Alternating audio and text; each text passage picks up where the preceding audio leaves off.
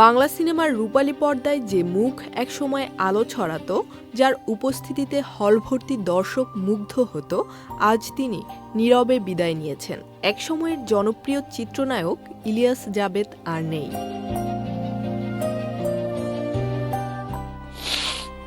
২১ জানুয়ারি বুধবার সকালে না ফেরার দেশে পাড়ি জমিয়েছেন এই কিংবদন্তি অভিনেতা। ইন্না লিল্লাহি ওয়া ইন্না ইলাইহি রাজিউন। দীর্ঘদিন ধরে শারীরিক অসুস্থতার সঙ্গে লড়াই করছিলেন তিনি।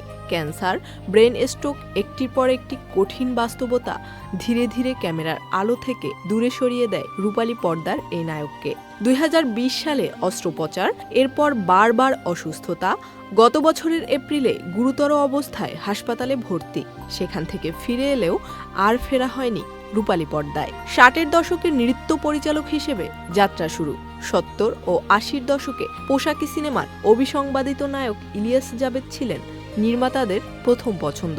মালকা বানু, সুলতানা ডাকু, শাহজাদা, আজও ভুলিনি, চোরের রাজা এবং বাহারাম বাদশাহ সহ একটির পর একটি জনপ্রিয় সিনেমায় তিনি হয়ে উঠেছিলেন দর্শকের হৃদয়ের নায়ক। শেষবার ক্যামেরার সামনে দাঁড়িয়েছিলেন মা বাবা সন্তান সিনেমায়।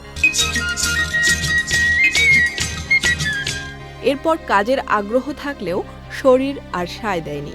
এক সময়ের রাজকীয় উপস্থিতির মানুষটি ধীরে ধীরে হয়ে গেলেন রাজ্য হারানো এক রাজা।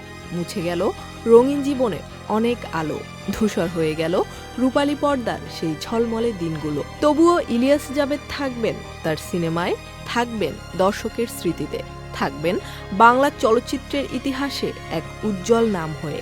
রূপালী পর্দার এই নায়ক যেন বেঁচে থাকেন তার সৃষ্টি, তার অভিনয়, তার অগণিত স্মৃতির ভেতর দিয়েই। এমনটাই প্রত্যাশা করছেন সিনেপ্রেমী দর্শকরা। Zerin Sumi, channel I.